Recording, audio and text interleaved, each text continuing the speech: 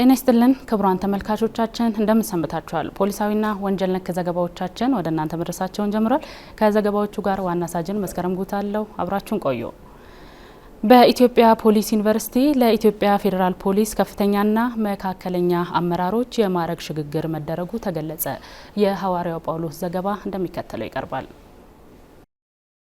በፖሊስ የአመራር ቻሌንጅ ስልጠና ውስጥ አልፈው በኢትዮጵያ ፖሊስ ዩኒቨርሲቲ የተለያዩ ስልጠናዎችን ለወሰዱ የፖሊስ መኮንኖች ከፍተኛና መካከለኛ ማዕረግ የማልበስ ስነ ስርዓት ተካሂዷል። የኢትዮጵያ ፖሊስ ዩኒቨርሲቲ ፖሊስን በትምህርትና ስልጠና የማብቃት አቅሙ እያደገ መምጣቱ ይህ ውጤት ማሳያ መሆኑ የተነገረ ሲሆን የማዕረግ ሽግግር የተደረገላቸው የፖሊስ መኮንኖች ክህሎትና ብቃት ያለው የአመራር ስርዓት እንደሚጠበቅባቸውም ተገልጿል። አሁን ዩኒቨርሲቲያችን ከለውጡ በኋላ በየጊዜው የሚደረጉ የማዕረግ ሽግግሮችን ስልጠናዎችን የማብቃት ስራዎችን እየሰራ በዚህ መልኩ የማዕረግ ሽግግር ስነ ስርዓት እንዲከናወን ትልቅ ኃላፊነት ወስዶ እየሰራ ነው ያለው።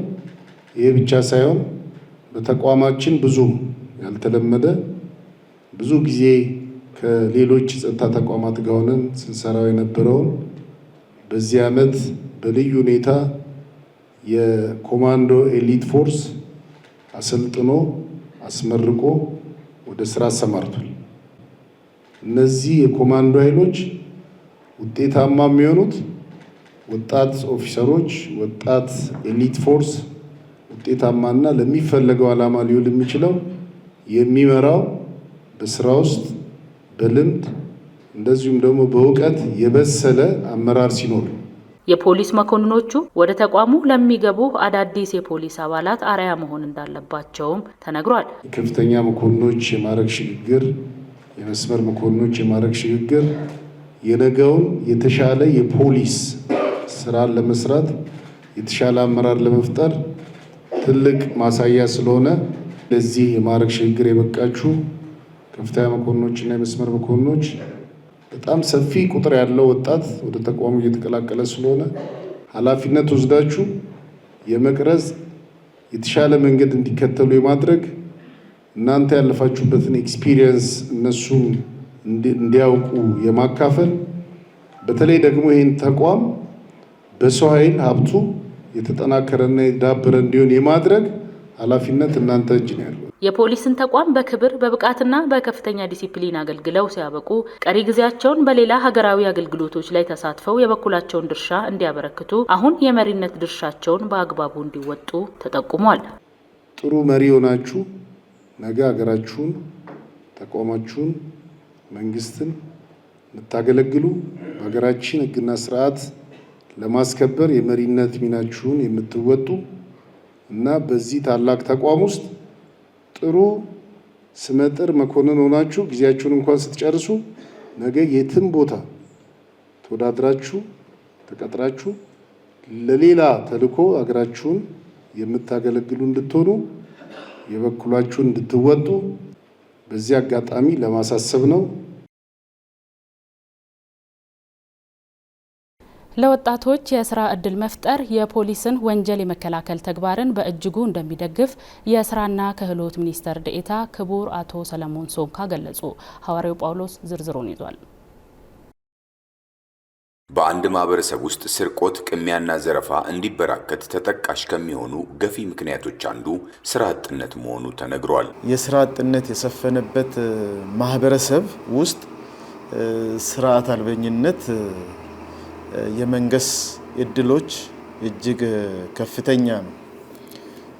ይህም በተለይ ከወንጀል አንጻር ስንመለከተው የተለያዩ ተጽዕኖዎችን ሊያሳርፍ ይችላል።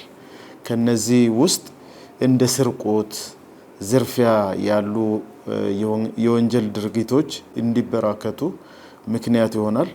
ወንጀል በማህበረሰብ ውስጥ ስር እየሰደደ በሄደ ቁጥር ደግሞ ለዜጎች ደህንነት ትልቅ ስጋት ይሆናል ማለት ነው። ዜጎች ሰርተው በህጋዊ መንገድ ሀብት አፍርተው መኖር ሲጀምሩ ለሰላም ያላቸው ዋጋ እያደገ እንደሚሄድም ተነግሯል። አንድ ስራ ያለው ዜጋ ንብረት እና ገቢ ስላለው የሀገር ሰላም እንዲጠበቅ ይፈልጋል።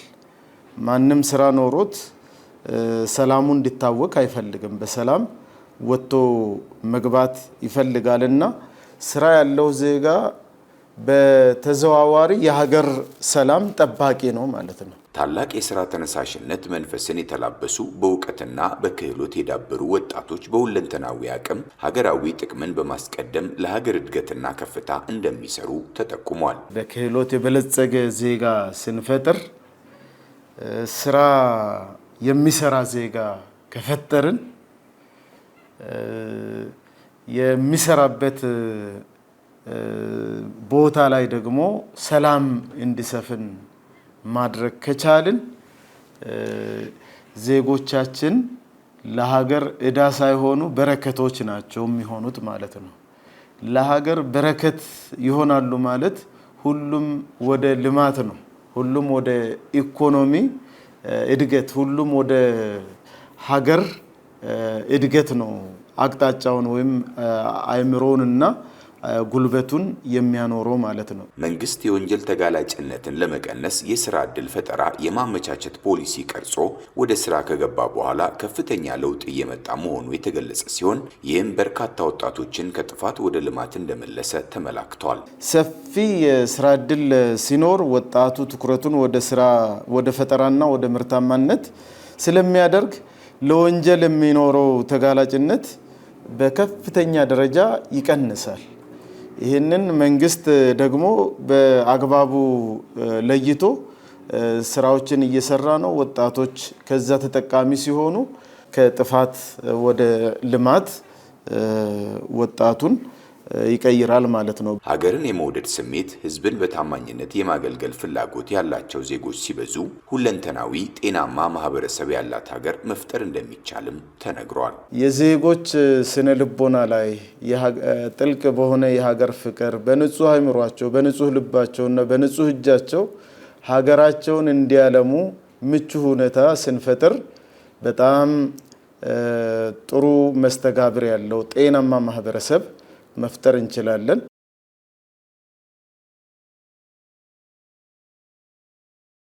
በህገ ወጥ መንገድ ሰዎችን በማዘዋወር ለበርካቶች ህይወት መጥፋት ምክንያት የሆኑ 22 ተጠርጣሪዎችን በቁጥጥር ስር ማዋሉን የኢትዮጵያ ፌዴራል ፖሊስ አስታወቀ።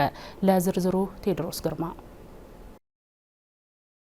የኢትዮጵያ ፌዴራል ፖሊስ እንዳስታወቀው 1800 ሰዎችን በህገ ወጥ መንገድ በማዘዋወር የሁለት ሰዎች ህይወት እንዲያልፍና 15 ሰዎች የደረሱበት እንዳይታወቅ ያደረጉ እንዲሁም ከ2 ቢሊዮን 160 ሚሊዮን ብር በላይ ከተጎጂዎች በህገ ወጥ መንገድ የተቀበሉ 22 ተጠርጣሪዎችን በቁጥጥር ስር አውሎና 6 ተጠርጣሪዎች በሌሉበት ምርመራ አጣርቶ ለፌዴራል አቃቢ ህግ መላኩን አስታውቋል። የፖሊስ የምርመራ መዝገብ የሚያስረዳው ተጠርጣሪዎቹ በሰው ልጅ ላይ ለመነገድ በማሰብ የወንጀል ቡድን በማደራጀትና የቡድን አመራርና አባላት በመሆን በወንጀል ድርጊቱ ላይ መሳተፋቸውን ፖሊስ በምርመራው አረጋግጧል። ተጠርጣሪዎቹ ወንጀሉን ለመፈጸም የወንጀል ቡድን አደራጅተውና በስራቸው ደላሎችን በመመልመል በተለያዩ የሀገራችን አካባቢዎች በማሰማራትና የህገወጥ የሰዎች ዝውውር የወንጀል መረብ በመዘርጋት የመለመሏቸውን ሰዎች በሊቢያ በኩል ወደ አውሮፓ ገብተው የተሻለ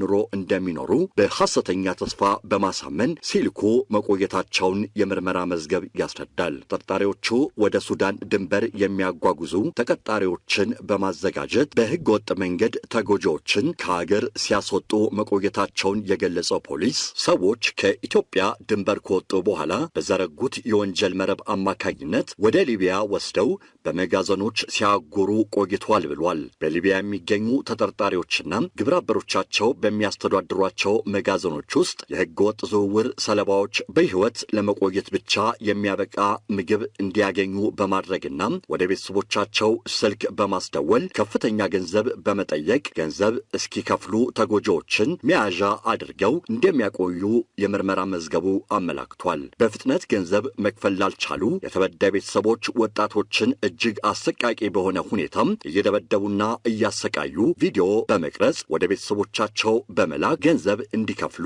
የስነ ልቦና ጫና ሲያደርጉ እንደነበረም የምርመራ መዝገቡ ያስረዳል። የተበዳይ ቤተሰቦች ገንዘብ አፈላልገው ለመክፈል ፈቃደኛ ሲሆኑ በቁጥጥር ስር ከዋሉት የስምንቱን ተጠርጣሪዎችና የሌሎች ግብረ አበሮቻቸውን የባንክ ሂሳብ በመጠቀም ገንዘብ ከተጎጂዎች በህገወጥ መንገድ ሲቀበሉ መቆየታቸውንም ፖሊስ ባደረገው ምርመራ እንደደረሰበት አስታውቋል። በህገወጥ መንገድ ያገኙትን ከፍተኛ ገንዘብ ከሀገር እንዲሸሽ በማድረግ በሀገር ውስጥና በውጭ ሀገር ቋሚና ተንቀሳቃሽ ሀብትና ንብረት እንዳፈሩ ፖሊስ በምርመራው ያረጋገጠ ሲሆን በተጠርጣሪዎቹ ስም ቤትና ተሽከርካሪ እንዲሁም ከ71 ሚሊዮን ብር በላይ በባንክ አካውንታቸው መገኘቱን ፖሊስ ጨምሮ ገልጿል። የኢትዮጵያ ፌዴራል ፖሊስ ከፌዴራል ፍትህ ሚኒስቴር፣ ከብሔራዊ መረጃና ደህንነት አገልግሎት፣ ከፋይናንስ ደህንነት አገልግሎትና ከሌሎች ባለድርሻ አካላት ጋር በቅንጅት በመስራት በህገወጥ የሰዎች አዘዋዋሪዎች ላይ ጠንካራ ክትትል በማድረግ ተጠርጣሪዎችን ከተለያዩ የሀገራችን አካባቢዎች በቁጥጥር ስር መዋል መቻሉን የፖሊስ ምርመራ መዝገብ ያስረዳል። የኢትዮጵያ ፌዴራል ፖሊስ በቀጣይም ከሌሎች ባለድርሻ አካላት ጋር በመቀናጀት በሰው ልጆች የሚነግዱ ወንጀል ፈጻሚዎች ላይ የተጠናከረ ኦፕሬሽን በማካሄድ በቁጥጥር ስር የመዋልና ለህግ የማቅረብ ስራዎችን አጠናክሮ እንደሚቀጥል ገልጾ ህብረተሰቡም በኢኤፍፒ አፕ ወይም በነጻ የስልክ መስመር 991 በመደወል ጥቆማ እንዲሰጥ ጥሪውን አቅርበዋል። የኢትዮጵያ ፌዴራል ፖሊስ ከፋይዳ ብሔራዊ መታወቂያ ጋር የተገናኘ የቴክኖሎጂ ግብዓት ያለው አዲስ የስራ መታወቂያ ይፋ ማድረጉን የኢትዮጵያ ፌዴራል ፖሊስ አዛዥ ኮሚሽነር ጀነራል ደመላሽ ገብረ ሚካኤል ገለጹ። ሐዋርያው ጳውሎስ ተጨማሪውን ይዟል። አዲሱ የስራ መታወቂያ ህብረተሰቡ እውነተኛውን ፖሊስ ከመለየት አንጻር ያለው ፋይዳ ትልቅ መሆኑን የገለጹት የኢትዮጵያ ፌዴራል ፖሊስ አዛዥ ኮሚሽነር ጀነራል ደመላሽ ገብረ ሚካኤል መታወቂያው በፖሊስ ስም የሚሰራ ማንኛውንም ወንጀል የሚያስቀር መሆኑን ተናግረዋል። በጣም ዘመናዊና የኛን አሁን የደረስንበትን ደረጃ የሚመጥን ከፋይዳ ጋር ኢንተግሬት የሆነ የፖሊስ መታወቂያም ከዛሬ ጀምሮ ስራ ላይ ይውላል። ይሄ አንዱ በፖሊስ ስም በከፍተኛ ደረጃ ይነገዳል። በዩኒፎርሙ ይነገዳል፣ በመታወቂያው ይነገዳል። ምክንያቱም ዩኒፎርማችን ሀገር ውስጥም ስለሚመረት አንዳንዴም ከኛም በተለያየ መልኩ ሲባረሩ ተከታትለን ዩኒፎርሙን መቀበል ገቢ ማድረግ ሲገባን ይዞ ይጠፋል። ዩኒፎርሙን ለወንጀለኛ ያከራያል። መታወቂያው በቀላሉ ይሰራል። ከዛ በኋላ በፌዴራል ፖሊስ ወይንም በክልል ፖሊስ ወይንም በከተማ ፖሊስ ስም የተለያዩ ወንጀሎች ሲሰሩ ይታያል። ይሄን 100% የሚያስቀር የራሳችንን አባል የምንለይበት ቴክኖሎጂ ፊቸር ያለው አዲስ መታወቂያ ከዛሬ ጀምሮ ተግባራዊ ይሆናል። ወንጀለኞችን በቁጥጥር ስር የመዋልና ህግ የማስከበር ተልዕኮ ወስደው ለሚንቀሳቀሱ ፖሊስ አባላት በአይነቱ ለየት ያለና ካደጉ ሀገራት በተወሰደ ልምድና ተሞክሮ የተሰራ ዘመናዊ የፖሊስ ባጅ ስራ ላይ መዋሉንም ኮሚሽነር ጀነራል ገልጸዋል። በወንጀል መከላከልም በወንጀል ምርመራም እንደዚሁ በኢንተለጀንስ ላይ ኦፕሬሽናል ቲም አለን። ለነሱ ደግሞ በነሱ ደረጃ የሚጠቅም በጣም ዘመናዊ የሆነ በጎልድ ከለር የሚታተም ዘመናዊ መታወቂያ ወይንም ባጅ ይኖራቸዋል። አዲሱ መታወቂያ የፖሊስን እድገትና የመፈጸም አቅምን የሚያሳድግ ህገወጦችን በእጅጉ ለመከላከል የሚያግዝ በፖሊስና ህብረተሰብ መካከል እውነተኛና ግልጽ ግንኙነትን በበለጠ የሚያሳድግ መሆኑንም አመላክተዋል። እነዚህ ነገሮች የፖሊስን የፕሮፌሽናል አቅም በከፍተኛ ደረጃ ይቀይራል። ፕሮፌሽናል ፖሊስ ህብረተሰቡን በቀላሉ ይሄ የራሴ ፖሊስ ነው፣ መንግስት ያሰማራው ፖሊስ ነው ብሎ በቀላሉ መለየት የሚያስችል በእጁ ላይ በሚገኝ መታወቂያ ፖሊስነቱን አረጋግጦ እሱ የሚጠይቀውን ነገር ለመፈጸም ያግዘዋል። ከዛም በላይ ደግሞ ህገወጦችን ለመከላከልና የዘመኔ ፖሊስ ተቋም ለማድረግ ይጠቅማል። የአሶሳ ዩኒቨርሲቲ የመማር ማስተማር ሂደቱ ሰላማዊ እንዲሆን የኢትዮጵያ ፌዴራል ፖሊስ የዩኒቨርሲቲ ደህንነት ጥበቃ አመራርና አባላት በትኩረት እየሰሩ ስለመሆኑ ተገለጸ። ተጨማሪ ያለን በአሶሳ ዩኒቨርሲቲ የሚገኙ የኢትዮጵያ ፌዴራል ፖሊስ አመራርና አባላት የመማር ማስተማር ሂደቱ ሰላማዊ እንዲሆን ህገወጥ ድርጊቶችን በመከላከል ዘርፈ ብዙ ስራዎችን እያከናወኑ እንደሚገኙ ተነግሯል። ከምንም በላይ ዩኒቨርሲቲዎችም ቅድሚያ ጥንቃቄና ደህንነት ስለሚያስፈልጋቸው ተመድበን ወደዚህ መጥተናል። አሶሳ ከመጣን በኋላ ያለው የትምህርት መማር ማስተማሩ በተሳለጠ ሁኔታ እንዲካሄድ በእኛ የበኩላችን እየተወጣ እንገኛለን። ተማሪዎቹ ከተለያዩ ክልሎች እንደመምጣታቸው መጠን እኛም ፌዴራል ፖሊሶች ከተለያዩ ክልሎች ነው የመጣ ነው። በሚችሉት ቋንቋ በማግባባት ሁሉንም ቋንቋ ባንችልም ያው በሚችሉት ቋንቋ በማግባባት ሰላማዊ ትምህርቱን በተሳለጠ መልኩ እንዲሄድ አባሎችም አመራሮችም ደከመኝ ሰለቸን ሳንል ቀን ፀሐዩ ማታ ብርዱን በመቋቋም እየሰራ እንገኛለን ማለት ነው። እኛ የዩኒቨርሲቲ ደህንነት የተማሪ ደህንነት ነው። የተማሪ ጸጥታው ነው የምንጠብቀው። የተማሪ ጸጥታ ስንጠብቅ ተማሪ ከውጭ አመሽተው የሚመጡትን ተማሪዎችን መጥቶ ሰክሮ የሚመጡ ተማሪዎች አሉ። ማረጋጋት ሁኔታዎች እናደርጋለን። ተማሪዎች የመጡበትን ዓላማ አሳክተው እንዲመለሱ በደራሽ ወሬዎች እንዳይወሰዱና አልባሌ ቦታዎች ላይ እንዳይገኙ ከዩኒቨርሲቲው መምህራንና ከሚመለከታቸው ባለድርሻ አካላት ጋር በጥምረት እየሰሩ እንደሚገኙ ተጠቁሟል። ተማሪዎች አላስፈላጊ ያልሆኑ ቦታዎች ላይ እንዳይውሉ ካሉ ከግቢ ማህበረሰብና ከአመራሮች ጋር በመሆን የግንዛቤ ማስጨበጫ ይሰጣቸዋል እንደገቡ። ከዛም በኋላ በር ላይ በሚመጡ ሰዓት አምሽተው ሲመጡ የሚያመሹበት ሂደት አካሄዳቸው ጥሩ እንዳልሆነ እንነግራለን። በምንችለው ቋንቋ እንግባባለን። በአሶሳ ዩኒቨርሲቲዎች የተሰጡን የስራ ቀጠናዎች አሉ። በእነዚያ የስራ ቀጠናዎች በመሰማራትና እንዲሁም በአካባቢው ባሉት እንቅስቃሴና አሰሳ በማድረግ ወንጀል ከመፈጠሩ በፊት እንከላከላለን። ከተማሪዎች ጋር ተመሳስለው ገብተው እኩይ ዓላማቸውን ለማራመድ የሚሞክሩትን በመከላከልና በመቆጣጠር ሌት ተቀን በትኩረት እየሰሩ እንደሚገኙ ተነስቷል። አንዳንድ ተማሪዎች ተመሳስሎ የመግባት ነገር ሊያጋጥም ይችላል። እሱንም ጥንቃቄ በተለይ ማታ ላይ ነው ጥንቃቄ አድርገን አይዲ ቼክ እኛም አመራሮች እዚህ ተቀምጠን የሚወጣ የሚገባውን ቼክ እያደረግን የሚወጣ እቃ ምንድነው የሚገባ እቃስ ምንድነው የሚወጣው ከትምህርት ቤቱ ምን አይነት እቃ ሊሆን ይችላል የሚለውን የግለሰቡ ነው ወይስ የመንግስት ንብረት ነው የሚለውን ቼክ እናደርጋለን። ሌላም ከውጭ መጥቶ ለትምህርት ቤቱ ምን አይነት ጉዳት ያደርሳል የሚለውን እቃ ቼክ እያደረግን እየተነጋገርን እየሰራንበት ያለው መንገድ ነው ያለው እስካሁን ድረስ። ተማሪዎችን ተመሳስሎ ሰርጎ ገብ ሊገባ ይሞክራል። ሰርጎ ገብ ወይም ደግሞ ተመሳስሎ የሚገባው በምን ምክንያት ነው? አንደኛ በርቀት አንጻር አይዲ በማሳየት ነው። ይህን አይዲ ደግሞ ስራ ላይ ያለው ፌዴራል ፖሊስ መጀመሪያ የግቢ ፖሊስ አለ። ከግቢ ፖሊስ በተጨማሪ ስራውን ይከታተላል ፌዴራል ፖሊስ። የሚጠረጥረውና ተመሳስሎ የሚገባውን ሰርጎ የሚገባውን አይዲውን በአብዛኛው የኛ ስራ ወይም ደግሞ ያሉ ስራ ላይ ያሉት የሚያደርጉት አይዲውን በመፈተሽ ነው። አይዲውን ፈትሸው የጓደኛውን ሊቀበል ይችላል። በተመሳሳይ እንደ ኤቲኤም ነገሮችን አመሳስሎ አይዲዎችን ለመግባት ይሞክራል። እነዛ አይዲዎችን አጣርቶ የማስገባት ሁኔታዎች አሉ ማለት ነው። የኢትዮጵያ ፌዴራል ፖሊስ የተሰጠውን ሀገራዊ ተልዕኮ በጀግንነት እየተወጣ ያለ ጀግና ሰራዊት መሆኑን በመጥቀስ ይህንኑ ጀግንነቱን አጠናክሮ በመቀጠል ለቀጣይ ትውልድም ማስተላለፍ እንደሚገባው ጨምረው ገልጸዋል። ፌዴራል ፖሊስ ጀግንነት አይደለም ሀገር ውስጥ በዓለም ደረጃም የታወቀ ነው። ጎረቤት ሀገሮች የሚያምቁት ነው። ስለዚህ ጀግንነታችን ምን ያክል ነው? ጥግ ድረስ ነው ማለት የምፈልገው የሚሰጠውን ተልዕኮ እኔ አጋጣሚ ዩኒቨርሲቲ አሁን ነው የመጣሁት። የተወሰነ ጊዜ ነው የሰራሁት ማለት ይቻላል። ካሁን በፊት አድማ ብተና በተለያዩ ነገሮች ሰርቻለሁ። ስለዚህ እነዚህን ስንሰራ በሚሰጠንን ተልዕኮ በጀግንነት በታማኝነትና በቅንነት እያገለገልን ነው እዚህ የደረስነው ማለት ነው። አሁንም ለሚቀጥለው ትውልድ ማስተላለፍ ያለብን እሱ ነው። በተመደበበት ቦታ በግባ በተባለበት ቦታ እየገባ ጀግንነቱን እያስመሰከረ እዚህ ደረጃ የደረሰ ነው። ለወደፊቱም ይሄ ነው የሚቀጥለው።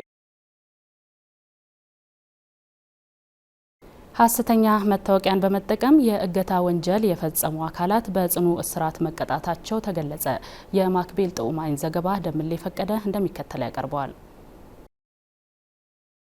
ሁለት ግለሰቦች ህገወጥ ተግባር ለመፈጸም ይዘጋጃሉ። ለዚህም ይረዳቸው ዘንድ መኪና ይከራያሉ፣ ሐሰተኛ መታወቂያንም ያዘጋጃሉ። ለዓላማቸው ማስፈጸም የሚሆኑ ሌሎች ሰነዶችንም በማሟላት ከሰበታ ወደ አዳማ ያመራሉ። ሁለቱ ተከሳሾች አንደኛው ስም አንተነ ነው የሚባለው፣ ሁለተኛው ደግሞ ሚኪያስ ነው የሚባለው። እነዚህ ልጆች ወጣት ናቸው። መኪና ተከራይቶ ከሰበታ ነው የተነሱት። መኪና ከተከራዩ በኋላ ያዘጋጁት መጀመሪያውኑ አንደኛ በተለያየ ስም ነው። አንተነ ስም ብሩክ ብሎ ብሩክ ሽመልስ ብሎ በብሔራዊ መረጃ ደህንነት የሚለው መታወቂያ አወጥተዋል። ሁለተኛውም እንደዚህ በሌላ ስም መታወቂያ አወጥተዋል። የራሳቸው መታወቂያ አላቸው። ከዛ በኋላ የፌዴራል ፍርድ ቤት መያዣ ትዕዛዝ ይዘዋል። ወንጂ ከተማን በመግባት ሐሰተኛ ሰነዳቸውን በማሳየትና ህጋዊ የመንግስት አካል በመምሰል አንድን ግለሰብ ቤቱ ድረስ በመሄድ በቁጥጥር ስር ያውላሉ። አዳማ ከተማ ውስጥ ከቆዩ በኋላ ሁኔታዎችን አጣርቶ ወደ ወንጂ ወረዳ ይተላለፋሉ። ደንበላ ክፍለ ከተማ ውስጥ አልፎ ወደ ወንጂ ወረዳ እኛው ጋር ይገቡና የአንድ ግለሰብ ግቢ ቤት ይሄዳሉ። የአንድ ግለሰብ ግቢ ፎአድ ሸምሱ የሚባል ግቢ ውስጥ ከገቡ በኋላ ሰውየውን ይይዛሉ። ተጠርጣሪዎቹ ግለሰቡን በቁጥጥር ስር አውለው ወዳልታወቀ ቦታ ሊወስዱ ሲሉ በህብረተሰቡ ትብብር በቁጥጥር ስር ይውላሉ። ሽጉጥ አላቸው። ሰውየውን ይዞት ይፈለጋል። እኛ ብሔራዊ መረጃ ደህንነት ነን፣ ከአዲስ አበባ ከፌደራል ነው የመጣን ፌደራሎችን በማለት ልጁን አፍኖ መኪና ውስጥ ካስገቡት ይዞ ለመሄድ ሲፈልጉ ልጁም ስጮው ህብረተሰቡ ተነሳና በዛ መሃል ቁጥጥር ስር ዋሉ ማለት ነው። ፖሊስ በወንጀለኞቹ ላይ ክስ ይመሰርታል፣ ወደ አቃቢ ህግም ይልካል። አቃቢ ህግም ጉዳዩን ለፍርድ ቤት ያቀርባል። ጉዳዩን የተመለከተው ፍርድ ቤትም በወንጀለኞቹ ላይ የቅጣት ውሳኔውን ያስተላልፋል። መዝገቡን አደራጅተን አሁንም ለወረዳ ለዞን አቃቢ ህግ መዝገቡን አስተላልፈን እያንዳንዱ ተከሳሽ ላይ ቅጣት ተላልፎበታል ማለት ነው። አንደኛ ተከሳሽ ላይ በ10 ዓመት ከባድ እስራትና 2000 ብር ቅጣት ከ5 ወር ጋር ማለት ነው። ሁለተኛ ተከሳሽ ላይ ደግሞ 9 ዓመትና ከ8 ወር ከ1000 ብር ጋር ቅጣት ተላልፎበት ሽጉጡ ለመንግስት ገቢ ሆነዋል ማለት ነው። ህብረተሰቡ ወንጀልን በመከላከል በኩል እያደረገ ያለውን ተግባር አጠናክሮ መቀጠል እንዳለበት ፖሊስ አመላክቷል። ለወደፊት ህዝቡ ማድረግ ያለበት ትፈልጋለ ሲባል ከየት ነው ማን እንዴት መጣ ብሎ ማንነቱን መለየት አለበት። መታወቂያ ስላልየ ብቻ ተነስቶ አብሮ መሄድ የለበትም ማለት ነው። ወንጀል ፖሊስ ብቻውን መከላከልም አይችልም። ከተፈጸመ በኋላም አጣርቶ ወደ ህግ አቅርቦ ማስቀጣቱ ያለ ህብረተሰቡ ያለ መረጃ ያለ ማስረጃና ያለ ምስክር ስለማይሆን እንደ ከዚህ በፊቱ ከኛ ጎን ነው ትብብር ቢያረጉልንና ትብብሩ ቢቀጥል ጥሩ ነው የምለው።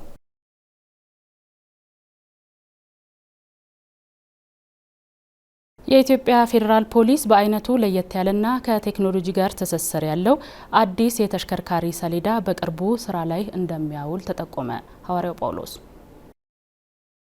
የፖሊስ ተሽከርካሪ በማስመሰል የሚፈጽሙ ወንጀሎችን የሚያስቀርና የራሱ የሆነ የመለያ ስርዓት ያለው አዲስ የተሽከርካሪ ሰሌዳ በቅርቡ ስራ ላይ እንደሚውል ኮሚሽነር ጀነራል ደመላሽ ገብረ ሚካኤል አስታወቁ።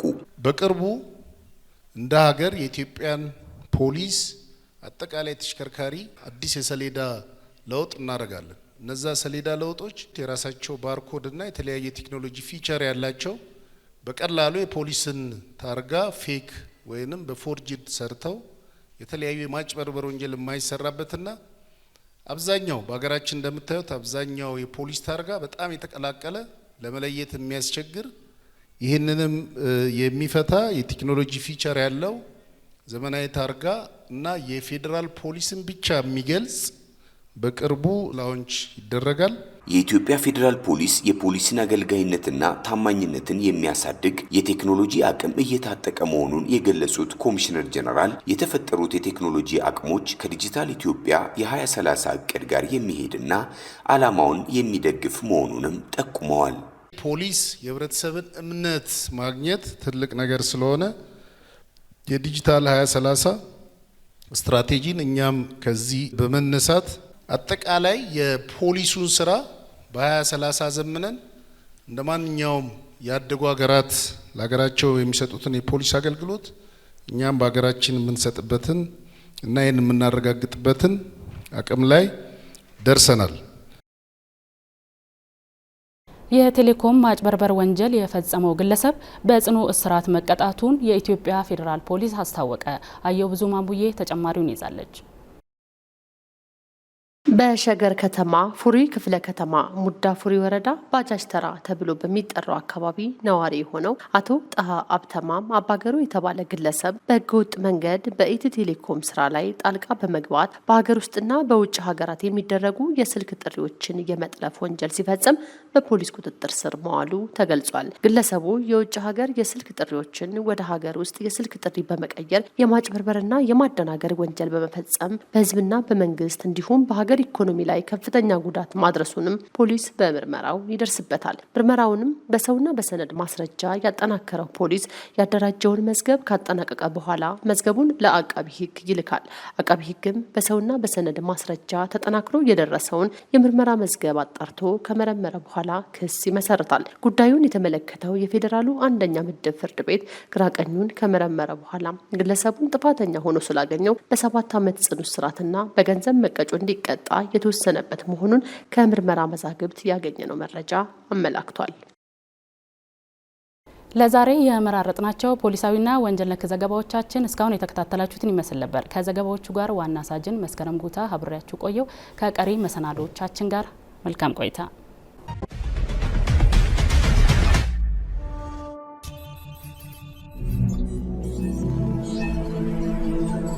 ሰላምና ደህንነት ለሁለንተናዊ ተጠቃሚነት